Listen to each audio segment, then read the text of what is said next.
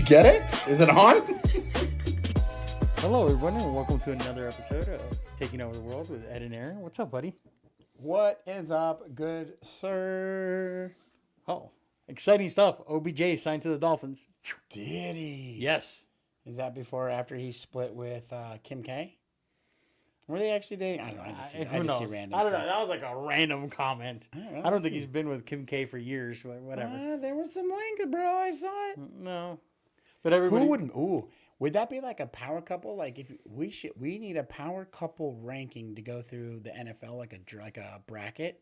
Okay, so first of all, any of the K's, okay, any of them is not a power couple. Really? Yeah. I don't know. They destroy careers. That's fair. Because there's not one athlete who has dated them and had a good career. Okay. They usually fall off the deep end. Okay. I don't know if it's the distractions in what they do, or I don't know what it is, but cool. Look at Lamar Odom after he dated. Oh. Like, come on. That was the extreme example of things didn't go well after that. You know, look at Tristan Thomas. Look at Reggie Bush. After dating her, he lost his Heisman. He got it back. And now he got it back. He's no longer with her. Well he got it back. Too. I mean, was Reggie Bush not one of the most electric college football players of our generation? That was the biggest travesty. That guy was electric. That guy was. I'm not an SC fan, being from the East Coast, but that guy's a stud. Dude, that guy is a stud. Electric. He was electric. He was a stud. You know who else who needs to make a comeback? Who? You start up the Dolphins. Ricky Williams. That guy's probably living in a hut in Budapest somewhere. No, he's coaching high school football. Really? Because didn't he started like smoking and going off the reservation? He smoked since day one. And he was just like living in the woods or something. He was about 10 years ahead of the world. That guy was always cool. He was a good guy. I liked that guy. I mean, anybody who's willing to be the number one overall pick, the Saints lose all of their picks to pick him, and take a picture in a wedding dress. Yeah. With Ditka? With Ditka, that was good. That's that. Anybody who's willing to do that, that's a cool guy. It's interesting to know. So he's coaching now. It's interesting to see how like these ex-players turn into coaches and what kind of styles they have, right? Like, do they take the approach of like, hey, this is how I was coached, so I want to coach different, or hey, this is what I was coaching, I loved it, like I'm going to model it after so and so. Because like I was reading and watching a video that Eric Burns put out with his No Filter Internet. He does a podcast with him and Will Clark, and he coaches a 12U baseball team. Much better than ours. But they're just really good. Our guys are good. They are really good, right? And so I follow him because I just like when I watched him play for the Diamondbacks and the A's, dude, that guy was a epitome of like a dirt bag, run through a wall, hustle grinder, dirtiest guy on the field, like in a good way. I'm not saying like but that guy was it. And so I watch his stuff, and his son now was playing with Troy Gloss's son, and Troy Gloss was helping him coaching. He just went on this thing is that apparently Troy Gloss like took a head coaching job at a local varsity program, actually moved in Northern California, moved to where this was, and just poured in time and money into like redoing the facilities. I mean, Troy Gloss is an MVP, World Series. I mean, you name it, right? I mean, right. You guys. And so I guess he went in there, he donated his salary to the assistant coaches because obviously it's high school, they don't get paid, and just redid everything. And then they were like, apparently a couple of parents maybe just didn't like the way he was coaching or was more honest about it, and this and that. And I don't know his coaching style, but I would imagine he was probably more like, okay, hey, little Timmy. Like, it's probably more like, hey, man, like, if you want to go, like, I've been at that level. I've played this game at the highest level it can be played. I'm here to bring you a dose of reality. And, that ruffles some feathers because old Tom and Mary always think little Peter's the best shortstop, four-hitter, right? Everybody, don't listen to him. Like, oh, well, my son doesn't play shortstop anymore. Well, then I'm just going to transfer schools. And, like, I guess there was and they canned him. They went back, like, they caved. And I don't know all the details of it, but it's like from the perception, the eye test, it's like, man, this guy comes to you. You have an MVP, World Series champion, like, coming to you, fixing the facilities, keeps assistants, donates his money. Like, why would you not want your kid to play for this guy? I can't imagine he was that crazy of a dude. They were like, nope, this isn't going to work. Well, I think it's based on the participation trophy generation. Exactly. Everybody needs to get a trophy. Everybody needs to say, hey, look at me. I made the team. Like, okay, you're still not the best. Well, and I think that's the, like with baseball right now, especially, it's like you get to these club teams. I mean, shoot, there's another new club team popping up every weekend, right? Right. And when I grew up, you didn't have a ton of club teams like in Southern California. You had a couple, but we didn't play them till later, and we played them in the off season. It was mostly like, hey, let's grab like 10 or 11 of our buddies, and our parents made us shirts, and we'd go down to like San Diego and play for the weekend, right?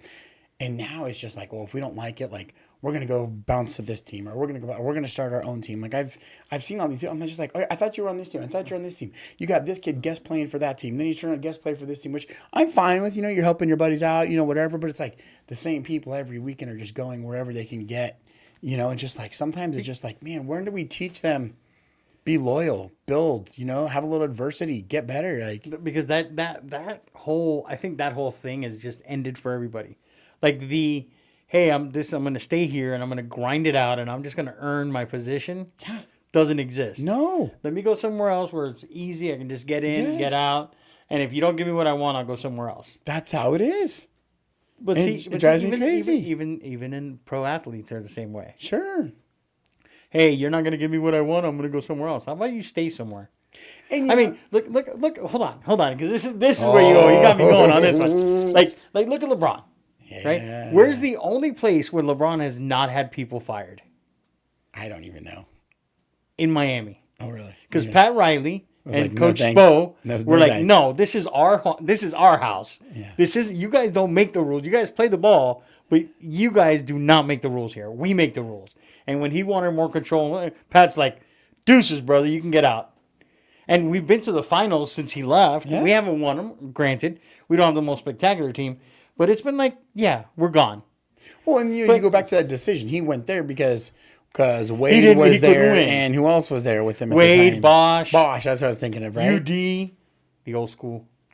Number 305, Mr. 305. Mr. 305. Is that like Pitbull, Mr. 305? He's more than Pitbull. He grew up in Miami. Pitbull 305?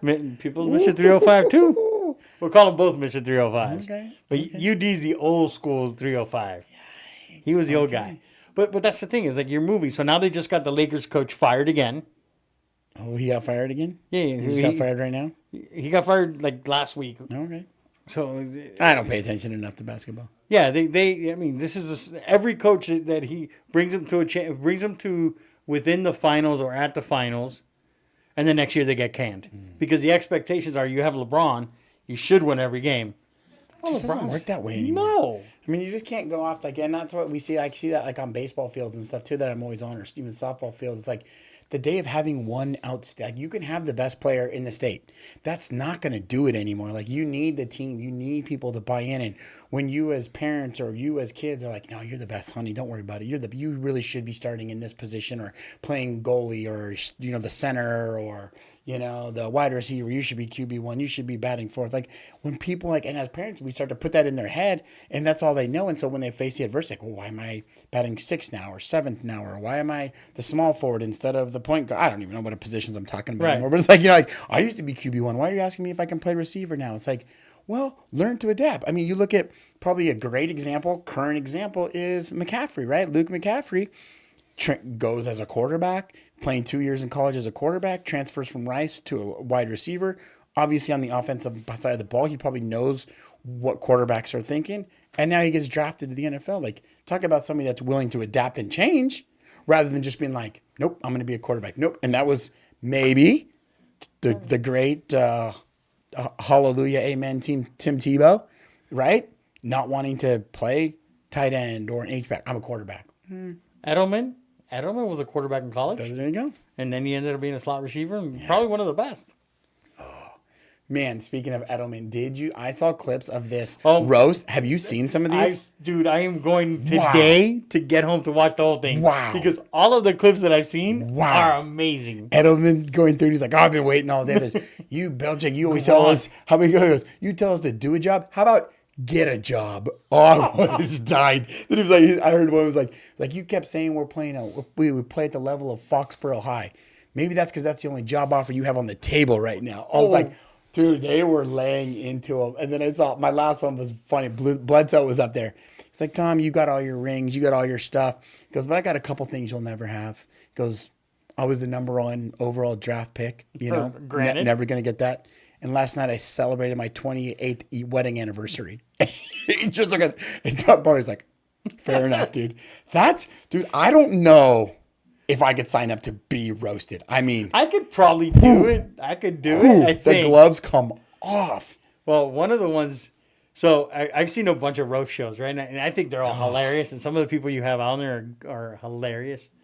There's a couple like the traditional roast people, like Nikki Glazier's one of them. She's on every roast. There's that other guy too that's always on them. Jeff something. Every time I see him, I'm like, oh yeah, this guy's. But Nikki's always, they always talk about her and her sexual prowess and all this stuff. Okay. And she's ridiculous.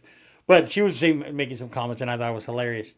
But one of the guys came up and was like, yeah, they met Tom Brady for the first time. They brought him into the office, Robert Kraft. And Tom Brady said, I'm going to be the best decision you've ever made. And Robert Kraft's like, do you want a massage? That's what the guy said. That was a joke. Nice. And Tom Brady stood up and walked up to the guy. Oh, yeah, and they said like it was a Will Smith moment or something. And he was like, don't ever say that again. I was like, that was awesome. I saw you some got good under clips. everything that they said to him. He was okay with. That's the one thing that got under his skin. He could not deal with. He's like, he doesn't want anything about Robert Kraft and stuff like that.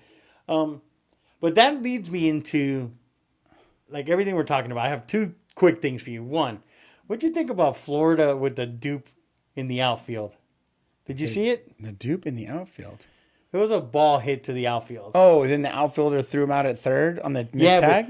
But he faked. Yes. He caught the ball, and then he really caught it and threw it, and the guy tagged back. What do you think of that? I've done it. Have you? Yeah, no. Nice. As you get older, you 100% teach it. Like, there's different variations of it. It's like, it's not as crazy as like the hidden ball trick or something like that. But no, orchestrated right, because this stopped the guy. He went back to third, tagged up, and the ball wasn't even there. I've done it plenty of time. And so the whole trick with it is that you start super high. Right. And then you get there, and you're just here, and then you drop and you catch it here. It's got to be more of, a looping pop fly because the line drive, it's very hard to do it on.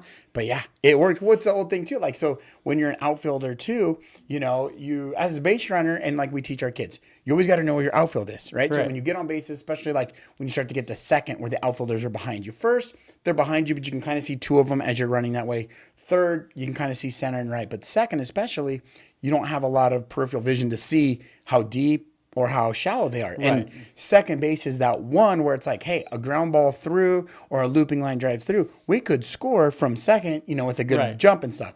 So we were always taught as outfielders too, is that, when you come in and let's say you're playing a little deeper and that ball, as an outfielder, within the first couple sets if you've got a shot or not. Right. And so what we would do too is that if you're running in and you're like, all right, there's no way, you would sit there and you'd be like, ball, ball, ball, ball, ball, right? And you would hold your glove up, looking up, knowing full well you have no chance to catch it, right? And so you'd be running here. And so that guy on third base or whatever, second base, they would start to read it. And they're like, okay, this kid's under it, right? And it would drop like 5 feet in front of you. And they either safe there or maybe they get third, but they don't get the extra one. Oh, yeah. You get all sorts of that stuff. So that you're all down with that. Oh, I'm down with that. Nice. I'm down with the ghost tag. At certain levels you can't do it. Like I used to do it at second base all the time. I'd take it, I'd fake a tag, I'd just hold my glove on him, right? And the ball's in center field. Well, they think you got it on him, right? Because the last thing you want is them to get up and take off for third, right? So you just get it, hold it on them, just put it, and they just think it's on them, so they don't want to get up off the base. Buys you just enough time for your center fielder to come get the ball. Oh yeah, but see, I think all those things are still good for the game. Right. It's not like you're doing like banging on drums or that's just that's just old school baseball. That's just trickery. Yeah. So one of the things you were talking about, okay, so I wanted to get your take on it. Oh yeah, I love it. Super cool. Love it. Love stuff like that. That's just good baseball. Cool. Yeah. I love it. Perfect. Another thing we talked about is like earning your spot on a team and working on the team. So that brings me to our team. Sure. So we have a couple of additions that are coming through. Yeah. What do you think of the additions? I think it's solid. I think, I think I give our different. draft. I think our draft stock went up. But I think the way that we went about it never wavered, and we've always said, like as we look to build something bigger, it's not about us. It's about like what we provide and how we operate. And our culture stands for itself. And we're going to be some people's cup of tea. We're definitely not going to be some people's cup of tea. And that's fine. To each their own. But at the end of the day, it's all about consistency, and proving and getting out there. I mean, numbers don't lie. Right. Yeah, no, because I was thinking about that because, we have a new edition, which once we get everything done, we'll announce the new edition. Sure. But I think it's a solid new edition. Yeah, it's almost like that thing is like, and it's like one of them is more of like a free agency pickup. You know what I mean? It's like somebody who's been around the league for a little bit, had some good results, and you're like, hey, this is a great addition. Let's pick them up on the free agency. Let's get them a good contract. A couple of them are like in the draft process. Hey, listen, right. They're new to the NFL. They're new to the MLB. They're NHL, NBA. Like they're new, right. But you're going off what their records and their potential can be. And, you go through the interview process, and you're like, hey, I think this would be good. So yeah. I think and there's some of the things that we look at on the real estate side, right? Because what we try to instill and teach and mentor, I think, agents about is how do you provide service? How do you provide value to clients where they want to keep coming back, right? So I'll give an example. I have a client who you know really well, right? And we tried to buy at auction at two properties. Yeah. Mm-hmm. We lost one, we got one. And the seller on the other property is closing, and he comes up and he finds out where he's at and says, hey, I want to sell you this property now. And my guy's like, all right, for how much? He's like, no, X, and I'm going to sell it to X, but I'm not going to pay a commission. And he's like, well, my guy needs to get paid. So it's so funny because everybody's concerned about what do you have to do. This guy's making sure that, hey, you do a lot of work for me and you need to get paid for what you do. Yeah. So it's that creating that value, and how do we create value for people where they willingly are willing to do that. You got a call from somebody today and said, hey, I need an appraiser that can do it by Wednesday. Yeah. Right? Yeah. And we found her somebody and we sent it to her. And what's cool about that too is that going through that, it wasn't just, she felt comfortable in calling me. She goes, listen, I already have a buyer for the property. I already have this. Like, I'm looking at it. And she was like, listen, it's fine. Like, I get it. I'm here to help. And like, I could be like, nope. If I'm not representing part of it, I'm not going to help. He's like, no, like that's not what we're about. And she knew that before she made the call. That's why she made the call. Because she probably could have called another agent or somebody else she knew and be like, hey, but they probably would have been like, well, what's in it for me? What are you going to do for me? Are you going to give me this? Are you going to do that? Like, no, yeah, we'll get together. Matter of fact, we have some other ideas. I started thinking, I'm like, hey, right. I'm starting to put on my ed hat, right? Like some of this stuff that I've learned and some of this other stuff with this creative problem solving. And I was like, hey, this might sound weird, but I have this other idea too, that if we can't get this done in time, let's pitch this as a BPO situation by ourselves. Hey, we're ordering the appraisal, but I mean, you're talking a 3-day turnaround, which is kind of it's going to cost you, which is fine. But that's a quick. And we know from personal past experience or close experience right now, not every appraisal is going to come back where we feel it should. Right. So, now trying to cram one into 2 days is going to be tough. Yeah.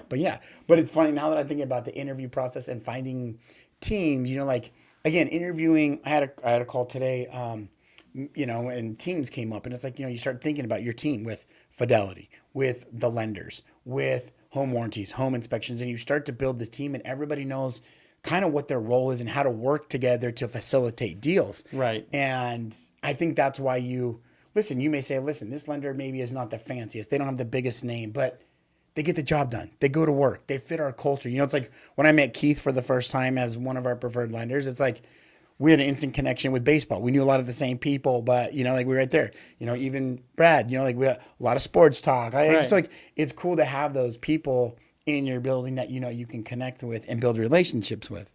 But it's funny because I saw over the weekend, listen, I don't know this Keon guy, this wide receiver from Florida State. Dude, love him. This guy is a national treasure.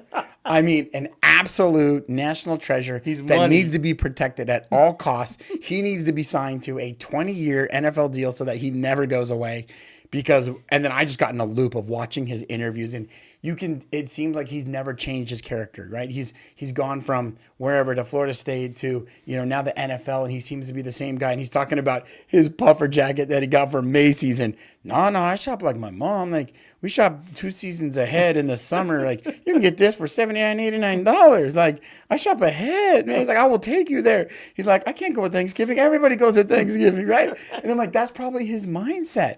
And then he started talking. I caught an interview with him with the Bills, and they were just like, "What do you like to do?" Right? And we always talk about. I talk about, as at least in content. Like, there's 3 things that you're always trying to do: show people who you are, right? What your habits and interests are, and what it's like working with you, right? And I see this thing, and the Bills are like, "Hey, well, what do you like to do?" It's like, I like to golf. I like to bowl. They're like, "You like to golf?" He's like, "Yeah, I like to." Well, hold on now. I'm not Tiger. I'm more like Tiger. Wish he could. Not Tiger Woods. I heard that. Oh my God.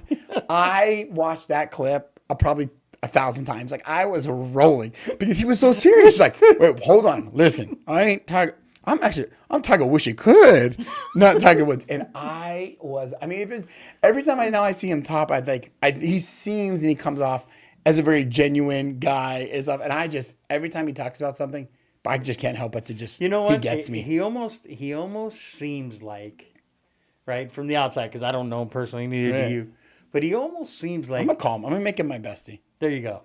Yeah. He almost seems like the guy that enjoys the process, right? And he enjoys... And he's just like, wherever this leads me, whatever it does for my life is fine.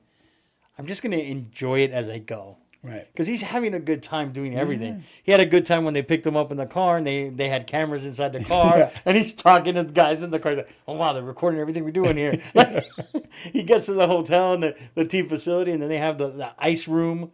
Oh, yeah. And he's like, oh, it's cold in there. He's like, and then what? He wanted the Undertaker theme music to come out. I mean, talk about a kid just like coming out like in the NFL. He's like a 19, 20-year-old kid, 21-year-old kid in like a 2-year-old body, man. He is class. But I also think it goes to is that I hope and I would think that the Bills, they got to know them in that interview process. And that's what we try to do with our interview process. Again, from titles to lenders to home inspectors to team members and to new agents. It's like, we don't change who we are. We don't want you to change who you are. We're just here to enhance what you're doing to make you the best version of yourself. And I hope that the Bills, they drafted him, one, because, obviously he's super talented. But his personality and his culture hopefully aligns of where they're going and what they do. And hopefully they don't come out and try to change and be like, all right, now you got to start wearing this or that or talk like this. And they're like, man, just be you and let us help you be the best version of you. We got to clean some things up, but be the best version of you. I think that the culture, right? The culture is important because who we are, we can't change, right? Because you see some people changing, some organizations change the culture based on who they bring in. Sure, exactly. Right? And we're like, no, unapologetically, this is who we are. Yes, we're going to have fun. Yes, we're going to do stuff. We're going to get stuff done, of course. That's our goal, right? Is to write deals and to take care of clients and make sure clients get what they want. But at the end of the day, we're still going to be who we are and have fun and joke around and lead to the next level of what we do. Well, I think it works on so many levels, too, because you see some of these sports teams, right? They'd be like, oh, man, LeBron. Oh, man, LeBron's a free agent. We need to get him at all costs. But what does all cost? And I'm not saying LeBron is, but like you've seen players in NBA, NHL, whatever it is, they come into a locker room and they're just not the right fit. And now all of a sudden you had a team that was on the brink or going to the playoffs. Now they've lost their identity because one person has come in and changed that identity. And now the coaches are trying to coach more LeBron style versus what got him there, or this or that. And it's like, I see that in our team too, because you asked one of our new agents, like, hey, listen, can I ask you probably the number one most important question the other day? And he's like, and we had already gotten through everything. He's like, yeah, man, go ahead. He's like, it was about culture.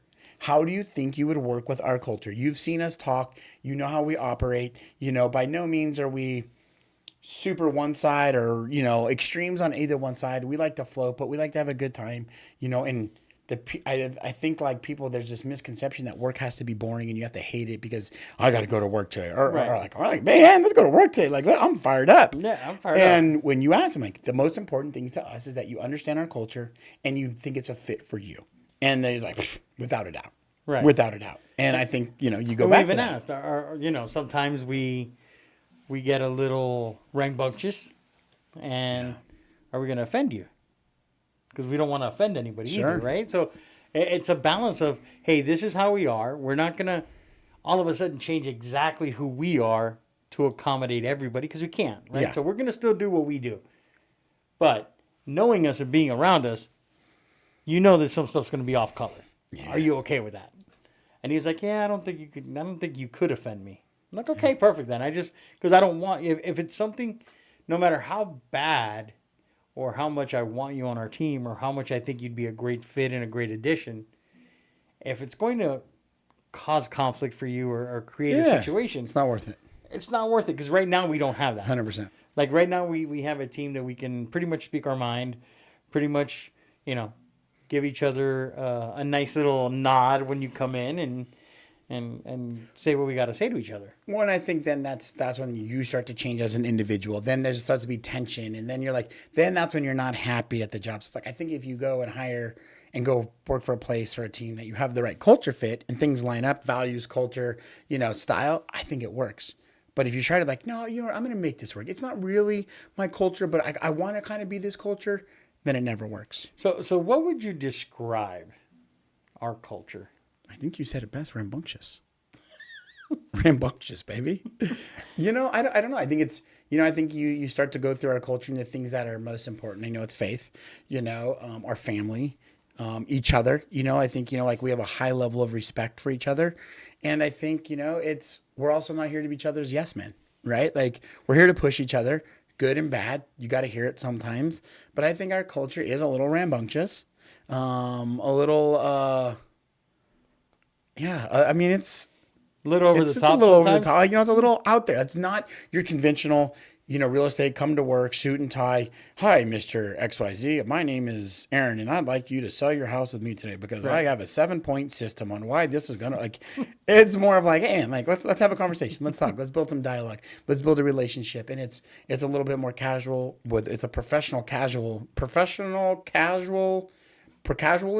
Per casualism, maybe. Per casualism. It could be. But I think we know is that we work and adapt to our clients. Right. We know there's certain guys that's hey, listen, I got a ball cap on and some stuff and let's go to work today. It's hey, listen, this is somebody who their style may be a little bit, hey, this is an old school suit and tie kind of family or person I'm working with. I need to, dress appropriately. I think we're very good at reading the room and adapting to it. I think, well, good. Because I'm glad that that's the answer you gave, because that is what I think you and I have been working towards, right? Having a place that's fun to come to work. People want to have a good time. We still want to close deals. We definitely want to be number one. And what else do we got to do to make sure that we continue that culture? So we're going with rambunctious? Rambunctious. I was slightly rambunctious this weekend. Were you? Yeah. What'd you do? I saw you flying a kite. And my buddy said, hey, were you flying that kite because you got kicked out of your baseball game? I said, nah, that was yesterday. You got kicked out of a baseball game? I did. What did you do? I did. I was rambunctious, bro. I was rambunctious. Were you that sarcastic coach? No. You didn't say, oh, I'm sorry. No. Yeah, you may not have missed this. I got my money's worth. Oh, did you? I was one base short of the guy throwing bases, throwing buckets of balls on the field. I got my money's worth. Did you kick money's dirt worth. on the Listen, umpire? I've only been thrown out of 3 baseball games in my entire career. None of them were this weekend. None of which have been Little League, which is always good. The other 2, we've won. This one, after we took the lead, we should have won, but we didn't. Nonetheless, there's a couple things, and I think I'll get you convinced on my side on this. Is that there was a situation, there was a play. We got what I thought was a base hit. We scored a run. The umpire called him out at first base. I thought it was pretty cut and dry. We were safe. Right. I called timeout, asked for him to get help. He went and got help. They came back and said, nope, he didn't have a better angle. He's still out. I said, fair enough. I asked, you answered, don't agree. It is what it is. I walked back. Right. Then one of our players was coming back. He was staying at first base with our first base coach. And as he was coming back towards the third base dugout, the umpire was walking back. And about 3 or 4 steps after the player had passed him, this umpire turned, started walking very aggressively towards my player, and started saying, "What did you say to me? What are you talking to me about? What'd you say to me?" And I said, "Nay, nay, good sir. This will not happen, and it will not go down this way." So I turned and I unloaded, because when I step on that field, like, I'm there to win ball games, right? But I'm there to protect my kids. Of course. And anybody that comes after my kids in the way, like, I went into like Papa Bear mode, like, bro, you have no reason stepping towards my kids and as aggressively as you did, and then turn and talk to them. I don't care what the kid said to you, okay? And if it was something that over the top, then you come tell me, and I'll pull his rear end out of the game. I'll put his butt on the bench. I'll put his butt in the parking lot. I'll deal with it. Right. But you as a young umpire that's, probably, I don't know, mid-20s, late 20s, that's an intimidating thing where you to take aggressive steps towards a child and have a problem. So I unleashed on him. And just, How'd that go? It didn't, well, I got thrown out of the game. Okay. I was told to F and be gone. F and be gone. Yeah, then everybody laid it. That's very not professional for an umpire. The other umpires, the other game had finished prior to us. They came over, they watched it. And as I packed up my stuff and left, the other umpire was like, "You need to file a complaint against that guy right now." He goes, "That was 100% not a valid ejection. He shouldn't be doing that. That's wrong." I got about 7 high fives and knuckles from parents on the way out from my team and other parents that I knew there. So it justified it a little bit to me. Maybe I went a little over the top. Maybe I went to 0 to 60 a little too fast. No. That's just But hanging I felt out with good me. about it. Come on. That's some of that aggression. So yes, I got tossed. What did the kid say? I don't know. Did you ask the kid? I did, and I asked him when he got home later that night to my home. It was your kid. It was my kid. No. So the cherry on the top was, not only are you going to come after my kids, that they're all my. When I coach him, they're all my kids. Right. That's your team. But you're really coming after my kid. Oh. And I'm like, bro. So that took it next level. And then so he went. So I finished whatever. I got to the parking lot. I made some calls. Umpire, they're like, "Yep, we're getting him out of here." Like, whatever. They got the other umpire out. They reported him, this and that. And so I go coach. Oh, they reported him. Yeah, the other umpire's like, "I'm calling too." He's like, so anyways, nonetheless, I go coach Beckham's game, and Braxton goes out to eat with his friends afterwards. Somebody was already bringing him home because I had to leave right away. And so afterwards, I'm sitting on the couch, and he gets there, and he takes a shower. So I was like, "Listen, I'm going to ask you one time. I'm going to ask you one time only." He goes, "What? What am I? What'd you say to the guy?" I'm like, "Because I just want to know what I got kicked out for defending you." He's like, "I didn't say anything." I'm like, "Yes, I had something." And he's like, "I sighed when I walked by." It's like, okay, well, now the story's changing. I'm like, I don't think Braxton would curse or say anything bad at him, but I'm sure he's like, bad call or something. Like, right. Doesn't justify what the umpire did. Yeah, but I'm like, just tell me, bro. Like, tell me what I got kicked out for. And I said, now you can't, this is not the first time that the only times I've ever been kicked out was protecting a kid. Right. And I said, one thing that you'll never do in this life is say that I don't have your back. He goes, "Oh, no, Dad. You definitely had it." I'm like, well, at least you owe it to me to tell. You went off that bad. I let him. I was loud. I let him have it. I never cussed or anything like that. But I just told him, I said, "You have no right to come after these children. Like, you got something to say, you bring it to me. That's who you talk to, me. Right. I don't care what he said. If he said a horrible call, whatever, it's like, it was a bad call. Like, okay? Like, we all know that. But like, you can't aggressively walk towards a kid like that. He's 12. You're a man. Be the bigger person. Come to me." Right. If he said "F you, pound sand," then you come tell me that he said that. You throw him out of the game for cussing. Absolutely throw this kid out of the game. Any kid. If they're going to act like that, throw him out of the game. But then you come talk to me and let me deal with it, because you don't need to be interacting with him. That's what I'm here for. Throw him out. I got no problem with that. If they're using if they're using profanity on the field. Yeah. So I channeled maybe it was just a buildup of all my rambunctiousness, and that was my vent, but I gave it to him. I got my money's worth. So you didn't feel bad getting kicked out? Nah. At first, I was like, Then I was like, the parents were like, that was right. Then I saw the next morning, they're like, my first base coach, I talked to him, and he's like, I had already started walking. And my first base coach, he's a big dude. He's been drafted by the Marlins twice. Like, he knows it. He's that guy. He's a tall, big dude. Yeah, you've seen him, the construct guy. Yeah. He's a big, tall dude. He goes, I took 3 steps towards him.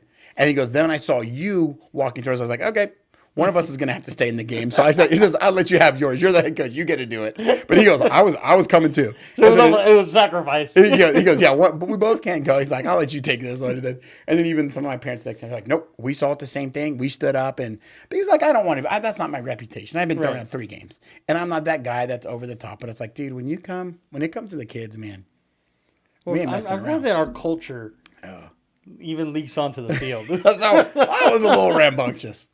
Hey, but I have to think about it this way. That was my client. I was in charge of protecting their interests, and I did it at all costs.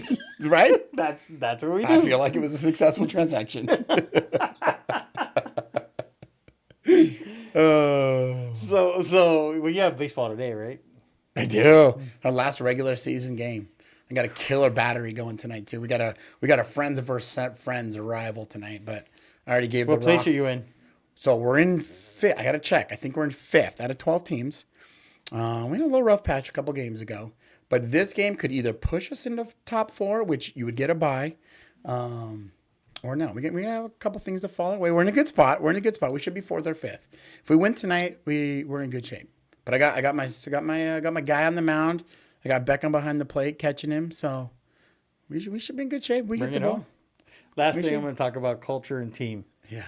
So NFL now has voluntary off-season workouts. Oh yeah, okay. Do you know the team that showed up? Every player, including veterans.